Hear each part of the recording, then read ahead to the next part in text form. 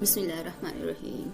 پتہ ہے کبھی کبھی نا ہم بہت تھک جاتے ہیں برداشت کرتے کرتے، زندگی میں آنے والے مسائل اور مصائب کا سامنا کرتے کرتے بہت تھک جاتے ہیں نا خود سے، جیسے نا زندگی کی کوئی خواہش نہیں رہتی، پھر اس مقام پر آ کھڑے ہو جاتے ہیں جہاں چاروں اور اندھیرا ہی اندھیرا نظر آتا ہے۔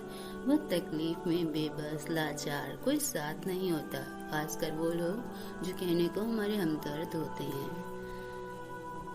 جانتی ہوں کہ درد کا کوئی مرہم نہیں ہوتا، تکلیف میں ہمارا کوئی بس نہیں ہوتا، دل کے زخموں کا کوئی علاج نہیں ہوتا۔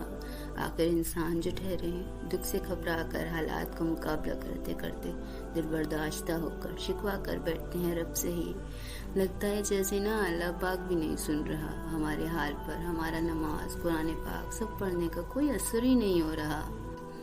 پر ایسا نہیں ہوتا، یہ بس ہماری سوچ کا ایک منفی زاویہ ہے اور محض شیطان کے پیدا کیے گئے وسوسے ہوتے اللہ پاک کی ذات پر ہمارا یقین کمزور کرنے کے لیے، اور کچھ نہیں۔ اصل میں یہ وہ وقت ہوتا ہے نا جب اللہ پاک ہمیں ہماری اصل حقیقت سے روبرو کراتے ہیں اور ہاتھ تھام کر ہمیں تاریکی سے باہر بھی نکال دیتے ہیں۔ یہ وہ وقت ہوتا ہے جب ہم اللہ پاک کے قریب ہو رہے ہوتے ہیں۔ غم کا ملنا نا اور تڑپ کر اس کے آگے ہاتھوں کو بلند کرنا، کیا یہ کم خوش نصیبی ہے؟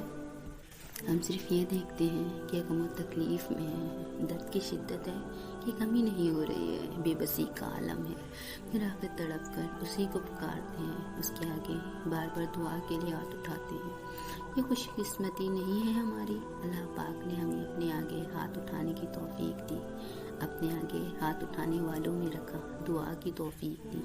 بھول گئے کہ دعا بھی عبادت ہے، جو تکلیف عبادت میں لگا دے، رب سے تعلق بنا دے، جو تکلیف اللہ پاک کے آگے سر سجدے میں جھکا دے۔ کیا یہ انعام نہیں؟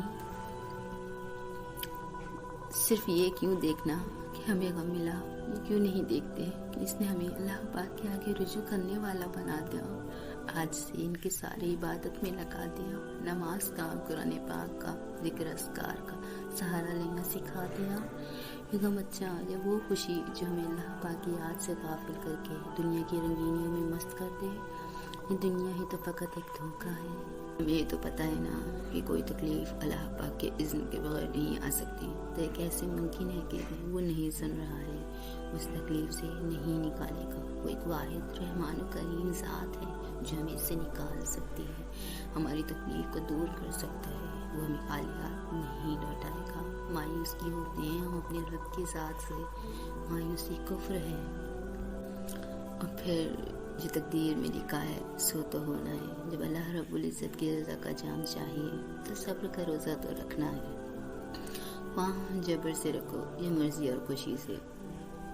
اور صبر کی روشنی ہے نا تاریکیوں سے نکلنے کا صحیح اور واحد راستہ۔ لیکن بہتر نہیں صبر کا دامن تھام لیا جائے، رب سے رجوع کیا جائے، خاموشی سے، کوئی شکوہ نہیں، اللہ پاک کی ذات پر ایسا پختہ یقین کہ بس اب میرے حالات بدل جائیں گے، چاہے کچھ نظر نہ آئے پھر بھی اللہ پاک کی ذات پر یقین ہو کہ حالات بدل جائیں گے، اور نہ بھی بدلے نا تو اللہ پاک بہتر جانتا ہے۔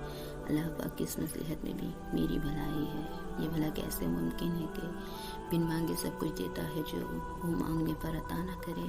تو بس اللہ پاک پر یقین رکھتے ہوئے فیصلوں کو قبول کرنا سیکھے، زندگی خود بخود حسین ہو جائے گی اور سکون زندگی کا حصہ بن جائے گا انشاءاللہ۔